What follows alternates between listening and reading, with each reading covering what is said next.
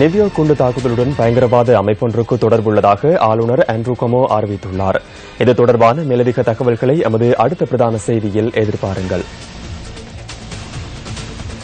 யுத்தத்தினால் தமது சொந்த நிலத்தை விட்டு வெளியேறிய பலர் இன்று மீள்குடியேற்றப்பட்டுள்ளனர்.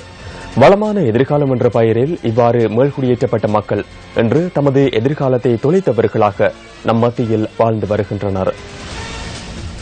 பல்வேறு வாக்குறுதிகளுக்கு மத்தியில் வவுனியா கள்ளிக்குளம் மக்கள் மீள்குடியமர்த்தப்பட்டனர். 2017 ஆண்டு முதல் மீள்குடியேற ஆரம்பித்த இந்த மக்கள் அரசு சார்பற்ற நிறுவனம் ஒன்றினால் வழங்கப்பட்ட தற்காலிக வீடுகளிலேயே இன்று வரை வாழ்ந்து வருகின்றனர். 150 குடும்பங்கள் வாழும் இந்த கிராமத்தில் உள்ள எவருக்கும் இதுவரையில் நிரந்தர வீட்டு திட்டங்கள் வழங்கப்படவில்லை என கள்ளிக்குளம் மக்கள் குறிப்பிடுகின்றனர்.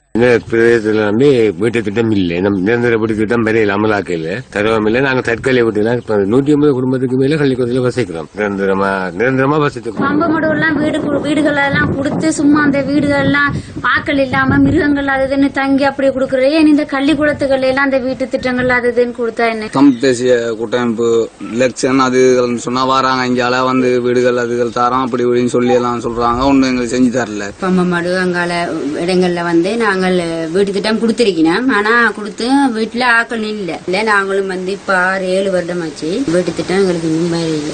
வாக்குறுதிகள் மறக்கப்பட்ட நிலையில் வாழும் தமக்கான விடிவினை தரப்போவது யார் என்ற கேள்வியுடன் வாழ்ந்து வருகின்றனர் வவுனியா கள்ளிக்குளம் மக்கள்.